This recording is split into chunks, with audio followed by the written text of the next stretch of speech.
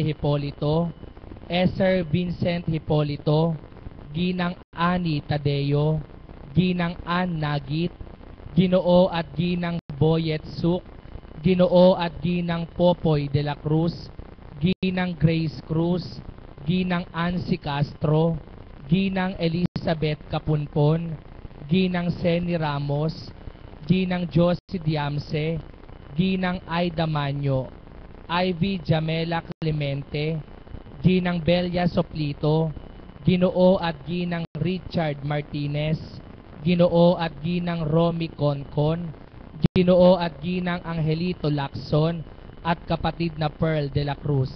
Isama din po natin sa ating mga panalangin ang mga nagdiriwang ng kanilang kaarawan para sa kaarawan ni Roberto de la Cruz at Grace Diamse, para din po sa kaarawan ng mga kapatid nating Caps sa buwang ito, kapatid na Popoy de la Cruz, Domingo Santa Ana, Edwin de Borja, Bonifacio Cuevas, Rosito de la Cruz, Rene Julian, Simon Catwa, Mencio Guevara, Ronald Tubeo.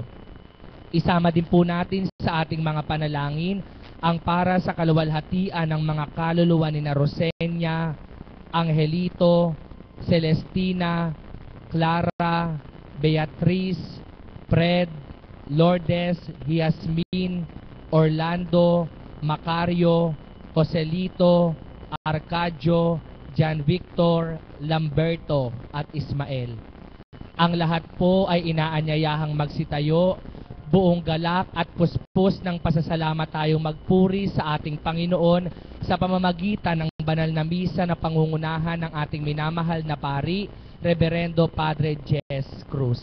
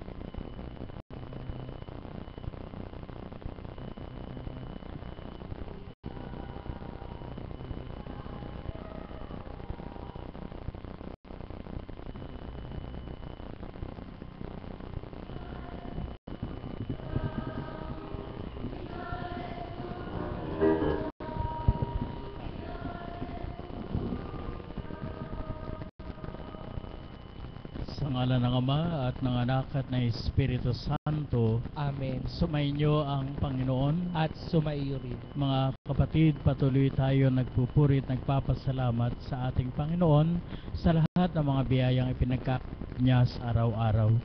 Bagamat tayo ay kanyang patuloy na minamahal, may pagkakataon na hindi natin nasusunod ang kanyang kalooban, kaya nga humingi din tayo ng awa at patawad sa lahat ng ating mga nagawang kasalanan.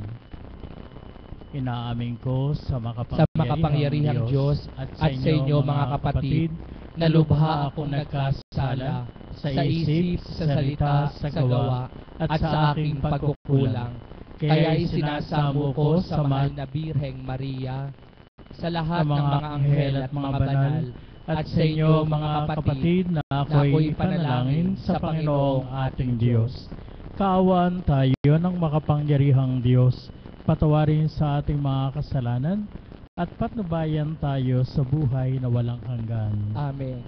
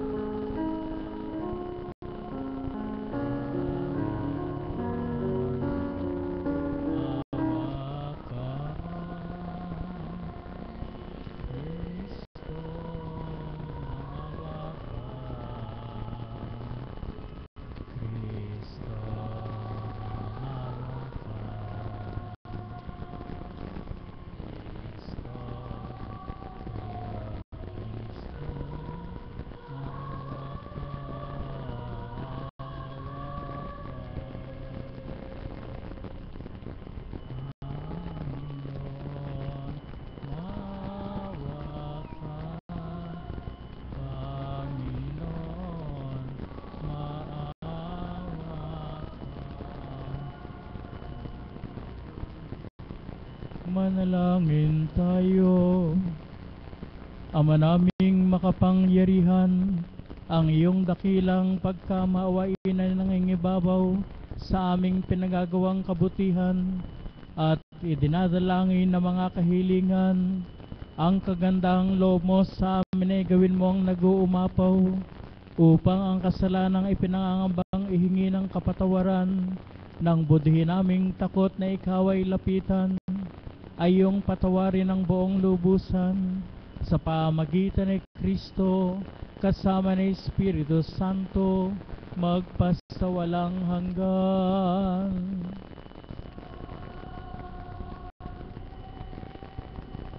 Ang lahat po ay magsiupo.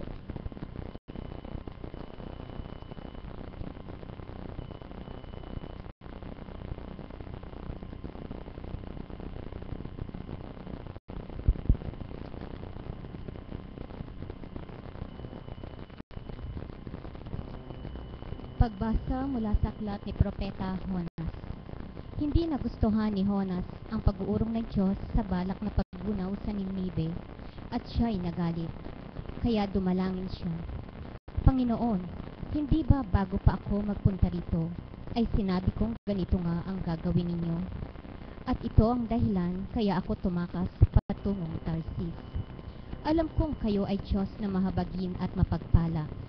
Alam ko ring matyaga kayo, punong-puno ng pag-ibig at madaling mapawi ang galit. Mabuti pang mamatay na ako, Panginoon.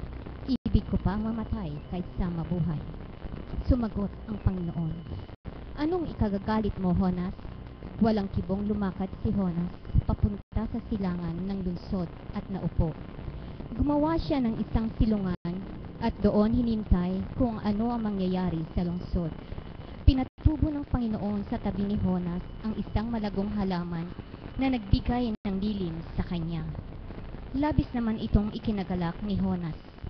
Ngunit kinabukasan, ang halaman ay pinasira ng Diyos sa isang uod at namatay. Sumikat ng matindi ang araw at umihip ang nakapapasong hangin. Halos mahilo si Jonas sa matinding init. Kaya sinabi niya, mabuti pang mamatay na ako. Sinabi sa kanya ng Diyos, dapat ka bang magalit dahil sa nangyari sa halaman? Sumagot siya, oo, nagagalit ako. Ibig ko nang mamatay. Sinabi ng Panginoon, tumubo ang halamang iyon, lumago sa loob na magdamag, at namatay kinabukasan. Wala kang hirap tiyan, ngunit nalungkot ka nang iya'y mamatay. Ako pa kaya ang hindi malungkot sa kalagayan ng Ninive? Ito'y isang malaking lungsod na tinitirhan ng mahigit na 120,000 katao na pawang walang malay, bukod pa sa makapal na hayop. Ang salita ng Diyos.